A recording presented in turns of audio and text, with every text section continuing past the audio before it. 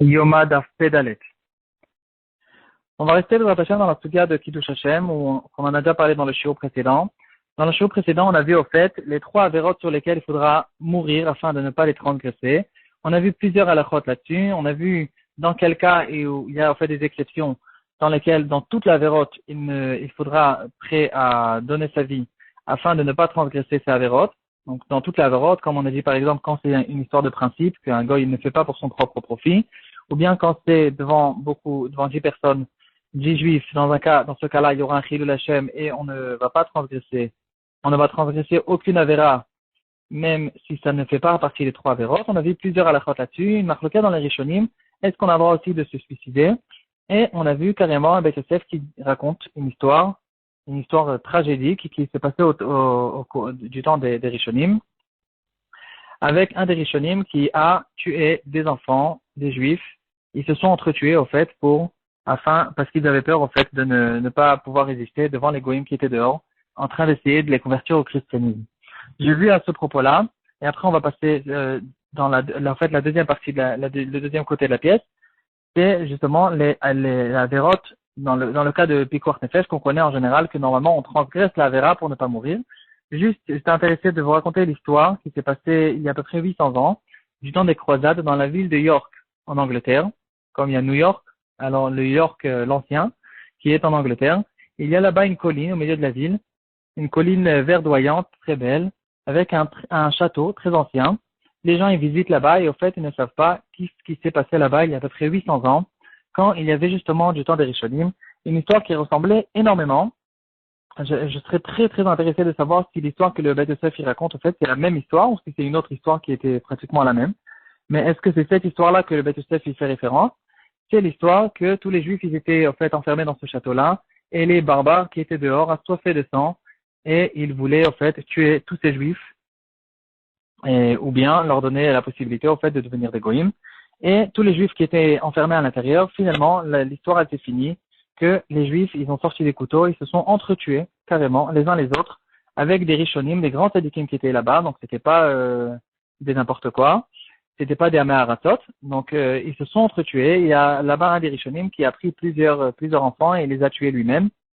Et le sang, il sortait du château, et il coulait autour du château sur cette colline-là. Et finalement, quand les Goïms sont rentrés, tous les Juifs étaient déjà morts. Donc ça, c'est une histoire qu'on raconte dans l'histoire, dans les anciennes histoires.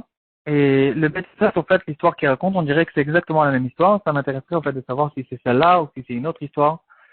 En tout cas, quoi qu'il en soit, aujourd'hui, on va plutôt parler du Pikuach Nefesh habituel. On sait que normalement, on transgresse toute la avérote, si ce n'est pas les trois avérotes exceptionnelles. On va transgresser la avéra afin de ne pas mourir. Donc, on va retrouver dans le Shulchan Aruch, Siman Shin Kaftet, dans la partie Orachaim. En ce qui concerne le Shabbat, on va être Mechalel Shabbat pour sauver une personne. Donc, ça peut être ou quelqu'un qui est malade, ou bien dans le cas de Pikuach Nefesh qu'on a l'habitude de s'imaginer avec le goy qui essaye de tuer un juif, pour le forcer à faire une avéra. Donc en tout cas, on va retrouver dans le Shulchan Aruch que même si c'est un stafek pikuach nefesh, donc c'est un cas de doute, et même si c'est un doute qui est très lointain, est-ce qu'on peut sauver cette personne-là? On va tout faire pendant Shabbat pour le sauver, comme par exemple un immeuble qui s'est effondré, et au bout de quelques jours, on est pratiquement sûr qu'il ne reste plus personne vivant là-dessous, et quand même, on va continuer pendant Shabbat à essayer de soulever les pierres et les bétons pour essayer de sauver les personnes qui peut-être ont réussi à résister. Et on ne va pas penser que puisque c'est Shabbat, on ne va pas le faire.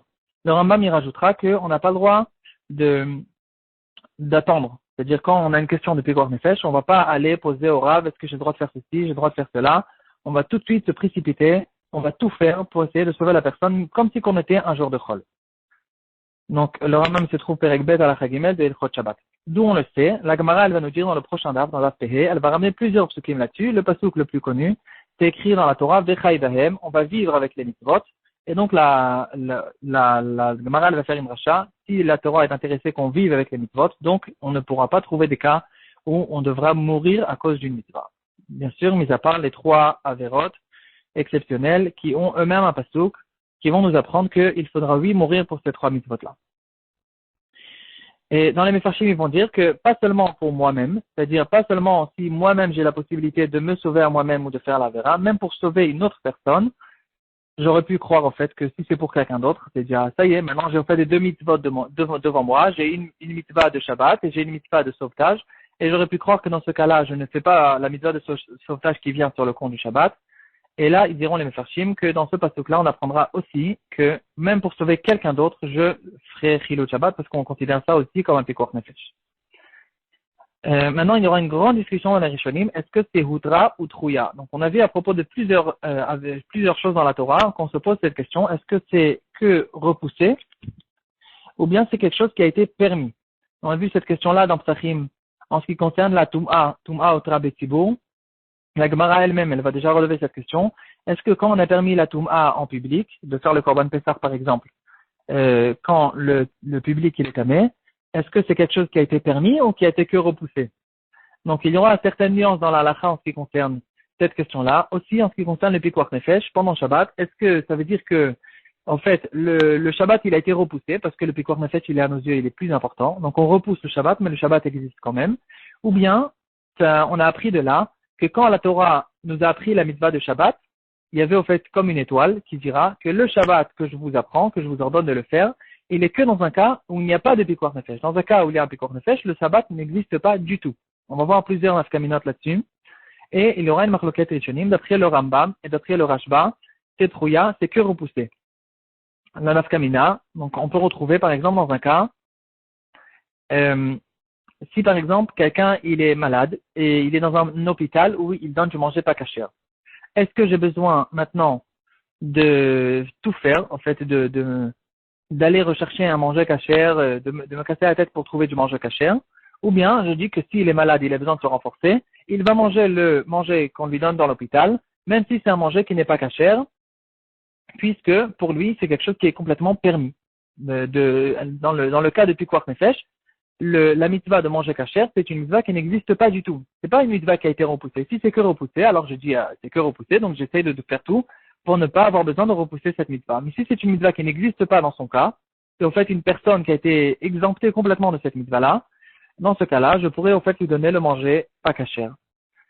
Alors, donc, ça c'est donc d'après le Rambam, d'après le Rashba, il faudra tout faire pour le trouver du manger kasher parce que c'est que repoussé. D'après le Rif, on apprend les poskim, ils veulent apprendre dans le Rif qu'ils pensent que c'est Hutra. Pourquoi? Que c'est permis complètement.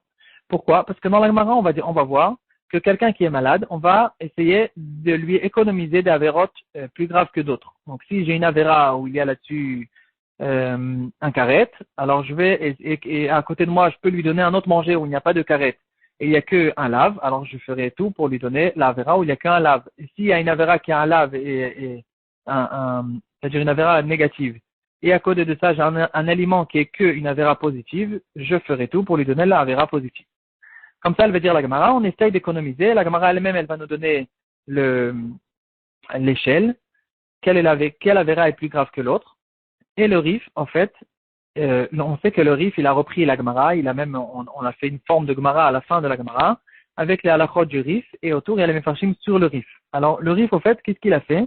Il a essayé de sortir de la Gemara que les halachot qui sortent, et les halachot comme on les tranche, sans donner tout le raisonnement de la Gemara, toutes les preuves, tous les repoussements, etc.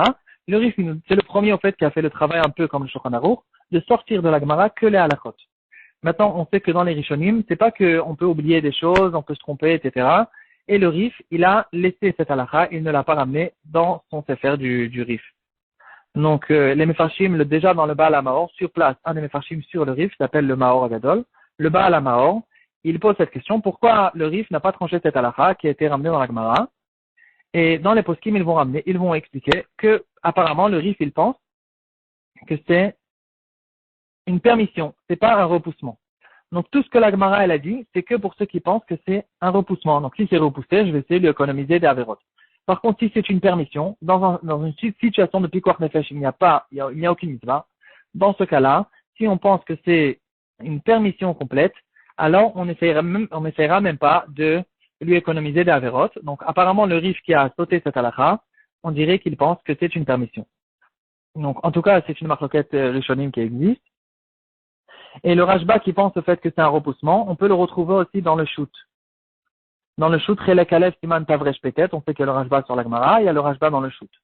Donc, le Rashba, il va relever une question, la question suivante, une question spéciale, intéressante, et il va dire quel est le cas, quel est la halakha, en fait, dans un cas où quelqu'un qui est très malade, il a besoin de manger de la viande pour se renforcer. Maintenant, on est Shabbat, et j'ai devant moi deux possibilités. Je peux lui donner une viande qui n'est pas cachère, qui est déjà prête, ou bien j'ai besoin, si je veux lui donner une viande cachère, je n'ai pas de viande cachère, j'ai par contre une vache ici que je peux lui faire la shrita, ensuite la saler et ensuite la cuisiner pour que ça devienne une viande cachère pour que je puisse lui donner. Alors qu'est-ce que je fais? D'un côté, je peux lui faire une salavera, de manger de la viande pas cachère. D'un autre côté, je peux lui donner de la viande cachère. Si c'est de la viande cachère, mais si en fait je choisis de lui donner la viande cachère, je serai obligé de faire plusieurs melachot extérieures pendant Shabbat. Alors le Rashba, il veut dire que ça dépend en fait de cette question. Si on veut dire que c'est une permission complète, alors il n'y aura aucun éther de faire une shrita pendant Shabbat, alors qu'il y a aussi ici devant moi de la viande que je peux lui donner pour qu'il se renforce. Mais si au fait la viande qui n'est pas cachère, c'est pas une permission, c'est que de la viande qui a été repoussée, mais normalement je dois lui chercher de la viande cachère. Dans ce cas-là, je ferai même une shrita pendant Shabbat, et afin que je puisse lui donner de la viande cachère. Et comme ça, le Rashba, il dira, ce chidouche-là, qu'il faudra effectivement faire la shrita, préparer toute la viande, faire plusieurs melachot pendant Shabbat, parce que la viande pas cachère, c'est pas une possibilité, c'est une possibilité que dans un cas où je n'ai aucune autre possibilité. Donc, de manière générale, dans ces shiurim-là, naturellement, on peut pas rentrer dans tous les iyun, dans toutes les marlokot, mais là, c'est vraiment une grande sugia. Il y aura beaucoup de chilukim qui ont été faits dans les poskim, par exemple, dans le Ktav Sofer, il va faire un chilouk, par exemple. Il va dire, en ce qui concerne les melachot Shabbat, c'est une permission. En ce qui concerne les autres historim, c'est qu'un repoussement. Ou bien il y aura un chilouk qui a été fait par le Chelkat Yoav qui va dire, si c'est un pikuach nefesh sûr qui est devant nous, alors ça sera une permission. Si c'est un safek de pikuach nefesh, comme on a vu comme quelqu'un qui est en dessous d'un tas, dans ce cas-là, ça sera qu'un repoussement. Bon, il y aura beaucoup de chiloukim là-dessus, on va pas rentrer dans les détails. On va juste voir encore un sujet, on va finir. Est-ce qu'on a le droit de se rentrer nous-mêmes dans une situation de pikuach nefesh? C'est-à-dire, je me mets en danger, en sachant que je vais me mettre en danger et qu'après je devrais faire des avérotes. Est-ce que j'ai le droit de faire ou je n'ai pas le droit de faire? Le Ramban, il va dire, le Ramban, on sait aussi qu'il a un pirouche sur la Gemara, dans un livre à part, et mis à part ça, il y aura le Ramban sur le Rif, qui s'appelle le Milchamot Hashem, qui au fait fait la guerre contre le Rif. Dans tous les endroits où il n'est pas d'accord avec le Rif, il va écrire au fait là-bas. Donc, dans le Ramban, sur Masechet Shabbat, Afkouf la Medalet, sur le Rif, il va dire que j'ai le droit de me rentrer dans une situation de Pikuach Nefesh, même si après je sais que je devrais faire des Averot. D'après le Baal HaMaor, c'est quelque chose et le Rashba aussi, c'est quelque chose qui est interdit. Il y aura aussi des nafkaminot là-dessus. Il y a il y a une histoire connue sur le juif qui est devant le parit, et le parit il lui dit, viens, mange de la viande, et la viande elle n'est pas cachère. Et le juif il dit, je peux pas manger. Et le parit, il sort un pistolet et il lui dit, si tu manges pas, je te tue. Alors le juif, bon, il mange. Et après, le parit, il dit, bon, j'espère que tu n'es pas énervé sur moi, ça va, c'était que de la rigolade. Alors le juif, il dit, attends, j'ai pas fini mon repas, attends que je finisse mon repas et après, tu essaies de me calmer.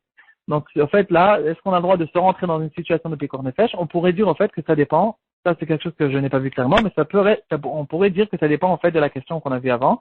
Est-ce que c'est une permission ou c'est qu'un repoussement? Parce que j'ai le droit de me rentrer dans une situation de permission, mais je n'ai pas le droit de me rentrer dans une situation où je devrais repousser les avérotes. C'est-à-dire, l'avéra, je la fais. J'ai le droit de la faire, mais je fais une avéra. Si je dis que c'est une permission, je ne fais pas du tout une avéra parce que la mitzvah n'existe pas. Donc, on pourrait dire, en fait, que ça dépend de la chakira qu'on a vu juste avant. On va juste voir une afkamina, par exemple, un bébé que je dois lui faire la brit mila, et à l'époque, du temps de la Gemara, on dit que le bébé, il a besoin d'avoir de l'eau chaude pour se réchauffer après la brit mila, sinon on considère ça comme un pikuach nefesh. Alors, quel est le din dans un cas où je n'ai pas d'eau chaude? Est-ce que je fais la brit mila à l'enfant, en sachant qu'après, quand l'enfant il sera déjà après la brit mila, il sera déjà dans une situation de pikuach nefesh, et là, je vais réchauffer de l'eau. Donc, ça va rentrer dans cette marloquette des Rishonim. Aussi, un autre cas, est-ce que j'ai le droit de voyager dans un bateau pendant Shabbat? On sait que 3 jours avant Shabbat, on ne fait pas des longs voyages en bateau. Alors, ça dépendra aussi de cette marloquette parce que on dit que dans les 3 premiers jours, on se sent pas bien jusqu'à qu'on s'habitue à la mer. Et dans ce cas-là, on a peur que si s'il va mal se sentir, il aura besoin de faire des melachot pendant Shabbat. Et donc, est-ce qu'on a le droit de rentrer en bateau 3 jours avant Shabbat, dans les 3 jours qui précèdent Shabbat? Ça dépendra de cette marloquette-là, parce qu'on considère ça comme quelqu'un qui se rentre dans un matav depuis Pikuach Nefesh.